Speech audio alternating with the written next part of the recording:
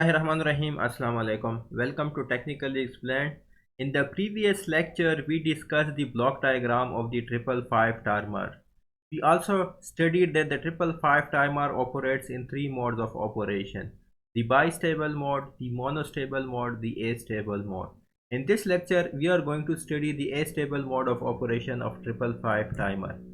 So the astable mode of operation is also called the free running or self-triggering mode. In this astable mode of operation, the output is unstable in both the states. So there are no stable output and the output fluctuates between low and high state. Remember that no external triggering is required in astable mode of operation. The 555 timer automatically interchanges its two states on a particular level and as a result generates a rectangular waveform or a square waveform. The time duration of high and low output has been determined by the external resistors R1 and R2 and the capacitor C1. So the external resistors R1 and R2 and the external capacitor C1 determines the time duration of the high and low output of the 555 timer. Now let us recall the pin diagram of the 555 timer. The 555 timer has 8 pins and comes in dual inline package. And the 8 pins are ground, trigger, output, reset, control, threshold, discharge, and the supply voltage VCC. How to operate the 555 timer in astable mode? For this we need to have some connections. We need to connect the pin 2 and pin 6 together. So now pin 2 and pin 6 will be shorted out and they can now consider be the same pin because they will be at the same voltage level. The resistor R2, which is the external resistor R2 will be connected between the discharge pin 7 and pin 2 oblique pin 6 because pin 2 and pin 6 are shorted out, so they are at the same voltage level. So now resistor R2 is connected between pin 7 and this pin 2 oblique pin 7. So capacitor is going to discharge through this resistor R2. We will see in few moments how the capacitor discharges through this resistor R2. Resistors R1 and R2 are connected between the supply voltage VCC and pin 2/pin 6. So capacitor is going to charge to R1 and R2.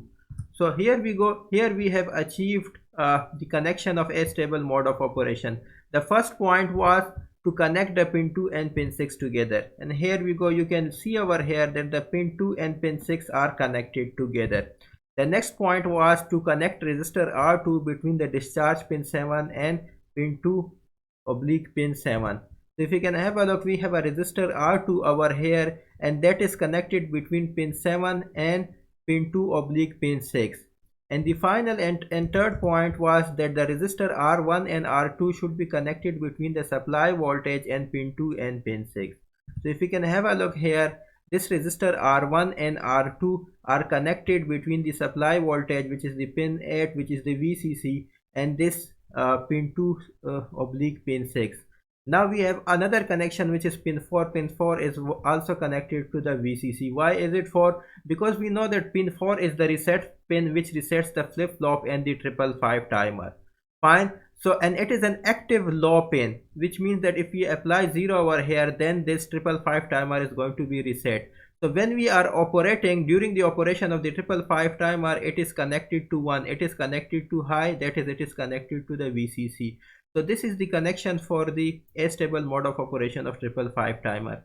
Again, there are 3 steps: connect pin 2 and pin 6 together, connect resistor R2 between pin 7 and this pin 2 oblique pin 6, connect resistance R1 and R2 between the supply voltage VCC and this pin 2 oblique pin 6.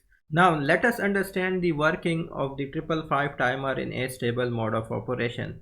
Again, we have 3 connections, 3 external connections, which are to connect pin 2 and pin 6 together. So pin 2 and pin 6 are connected together. This was our first connection. The second connection was to connect a resistor R2 between this discharge pin 7 and this pin 2 oblique pin 6. So we have connected this resistor R2 between the discharge pin 7 and this pin which is pin 2 oblique pin 6. And the third connection was to connect resistor R1 and R2 between the supply voltage VCC, which is the pin number 8, and between this pin 2 oblique pin 6. So we have made the connections for the astable mode of operation of 555 timer. Also, this reset pin is going to be connected to the VCC. So this is connected to high. Now we know that this circuit is a resistive voltage divider. Here we have the voltage of 1 by 3 VCC, and here we have the voltage of 2 by 3 VCC. Now to understand the astable mode of operation of 555 timer, we need to have the truth table of this RS flip-flop. In this RS flip-flop, if both S and R inputs are 0, the output is going to remain the same. If we have S is equal to 0 and R is equal to 1, that will reset the flip-flop. If we have S is equal to 1 and R is equal to 0, that will set the flip-flop. And this is not of our matter of concern. So the fourth point is not of our matter of concern. These 3 points will be critical in understanding the astable mode of operation. Now, initially when we turn on the power supply, the capacitor will start charging, and the voltage applied at this terminal is going to be less than 1 by 3 VCC. So initially when we turn on the power supply, the voltage applied over here will be less than the 1 by 3 VCC, which means that the same less than 1 by 3 VCC of voltage will be applied at both these terminals, because these terminals are connected together. Now this is the voltage of 1 by 3 VCC, this is less than 1 by 3 VCC. So because the voltage applied at the positive terminal of this comparator is greater than the voltage applied at the negative terminal, so we are going to have 1 over here. And in this case, the voltage applied at the negative terminal is greater than the voltage applied at the positive terminal, so we are going to have 0 over here. Now we have S is equal to 1 and R is equal to 0. This is going to set the flip-flop. When we have S is equal to 1 and R is equal to 0, the output of the flip-flop is going to be 1. So we are going to have 1 over here. And remember that I said that the output of the flip-flop is the same as the output of the 555 timer. So we are going to have 1 over here as well. Now when this Q is 1, the Q bar is going to be 0, which means that we are going to apply a low voltage at the base of this NPN transistor. And when we are applying a low voltage at the base of this NPN transistor, so this is going to act as an open circuit. So this will be act as an open circuit. So we are going to have open circuit between these 2 points, and as a result the capacitor will continue on charging. So if we are to draw the graph of the capacitor voltage, which is say Vs, then from this 0 to 1 by 3 VCC, let's say this is 0 to 1 by 3 VCC, the capacitor will start charging. Now this was from 0 to 1 by 3 VCC, where the output of the flip-flop was 1. Now let us consider the second case where we have greater than 1 by 3 VCC but less than 2 by 3 VCC. So when we have the voltage greater than 1 by 3 VCC but less than 2 by 3 VCC, I am going to represent it like this: 1 by 3 VCC to 2 by 3 VCC. Again, this same voltage is going to be applied over here and is also going to be applied over here, because this pin 2 and pin 6 are connected together. Now if we can have a look, this voltage at the negative terminal is greater than this voltage, because this is greater than 1 by 3 VCC and less than 2 by 3 VCC. So in this case we are going to have 0 over here, and also in this case this voltage at the negative terminal is greater, so again we are going to have 0 over here. And when both inputs R and S are 0, the output remains the same. Remember that the previous output was 1, so the output of the flip-flop will remain the same, which means that the output of the 555 timer will also remain the same, and we are going to have 0 over here, and still this transistor is going to be open switch, and still we are going to have charging. So if I am to draw the graph, I remember the graph from this capacitor voltage Vs. From 0 to 1 by 3 VCC we have the charging phenomena. Now from 1 by 2 VCC to 2 by 3 VCC, because the output of the this RS flip-flop remains the same, so again we are going to have the charging phenomena till here. So till 2 by 3 VCC we are going to have the charging phenomena. Now for the third part, let's discuss that suppose this capacitor voltage continues on charging and reaches 2 by 3 VCC or becomes a bit greater than 2 by 3 VCC. As soon as this becomes greater than 2 by 3 VCC, again we are going to have greater than 2 by 3 VCC voltage applied over here and greater than 2 by 3 VCC voltage applied over here. So now look at this output. This output is going to be 0. Look at this output, because this is greater than 2 by 3 VCC, so this output is going to be 1. So we are going to have R is equal to 1 and S is equal to 0. So this is going to reset the flip-flop, which means that the output of this RS flip-flop is going to be 0, which also means that the output of this 555 timer is also going to be 0. And if Q is equal to 0, Q bar is going to be 1. So we are applying a 1 at the NPN base transistor. At the base of the NPN transistor, we are applying a high voltage at the base of the NPN transistor. So this will act as a short circuit. So we are going to have a short circuit over here. As a result, the capacitor will start discharging to this R2 to the ground, to this resistor R2 to the ground. So if you can have a look from the previous graph, we have 0, 1 by 3 VCC to 2 by 3 VCC. So we have charging from 0 to 1 by 3 VCC until 2 by 3 VCC. As soon as it becomes greater than 2 by 3 VCC, we have started the discharging. So the discharging has started, and I have represented by this diagram.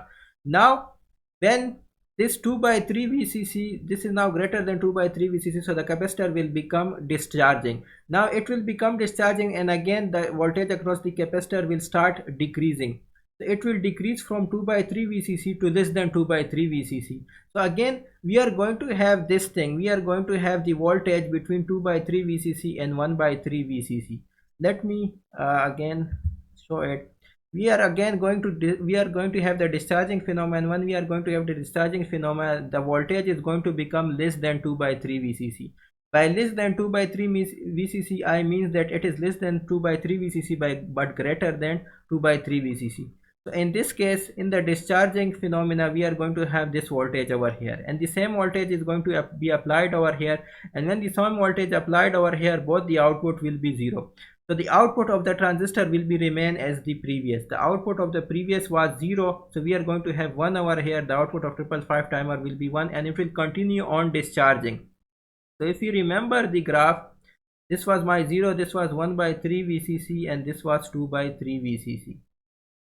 So we have charging from 1 by 2 VCC to 2 by 3 VCC. As soon as this 2 by 3 VCC, as soon as the capacitor voltage Vs reaches 2 by 3 VCC or becomes a bit greater, the flip-flop is going to get reset. And when the flip-flop is going to get reset, even the voltage 2 by 3 VCC becomes even the capacitor voltage becomes less than 2 by 3 VCC. That is, it is in between here. The output will still be 0 and the capacitor will still discharge. Now it will keep on discharging till it become 1 by 3 VCC. As soon as it become 1 by 3 VCC or a bit less than 1 by 3 VCC, again we are going to have the flip-flop set. Again we are going to have the charging phenomena. So we are going to have the charging phenomena again. When it reaches 2 by 3 VCC, we are going to have the discharging phenomena, again charging phenomena and discharging phenomena. So this is the voltage across the capacitor in this case.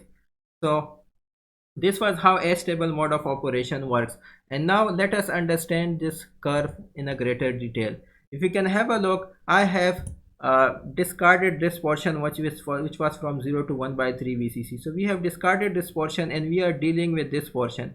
If you look at this portion, we have charging and then discharging, charging and then discharging, charging and then discharging. So we have a graph over here. If I plot this Vs, which is charging and discharging, charging and discharging, so the output, this is the output of the 555 timer, which is pin 3, and this is my capacitor voltage, let's say Vs. So this is my 1 by 3 VCC actually, and this is my 2 by 3 VCC. So the capacitor is charging from 1 by 2 VCC to 2 by 3 VCC, then discharging, then again charging.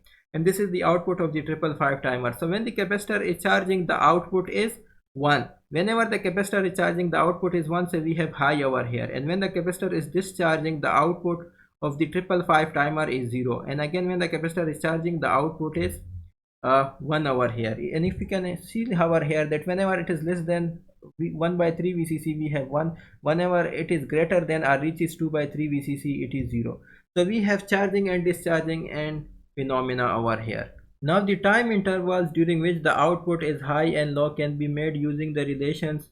So we have T high is equal to 0.7 R1 plus R2 into C1. So this is the equation to calculate the T high, the time interval for which the output is high. So let me name it as equation 1. and we have T low, that is the time for which the output is low, is given as 0.7 R2 C1. So this is going to be equation number 2. Now we know that the time period, that is T, is going to be equal to T high plus T low, which means that it will be equal to 0.7 R1 plus R2 into C1 plus 0.7 into R2 into C1, which means that this is going to be equal to 0.7 C1 2R2 plus C1. So this is going to be our total time period T. Now to find the frequency, let me name it as equation 3. Now to find the frequency, we know that frequency is the inverse of the time period. So we are going to have 1 by this thing, and we are going to have the frequency 1.44 divided by R1 plus 2R2 into C1, where R1 and R2 are the external resistors and C1 is also the external capacitor. So this equation 4 is going to determine the frequency of the 555 timer in a stable operation. Thank you.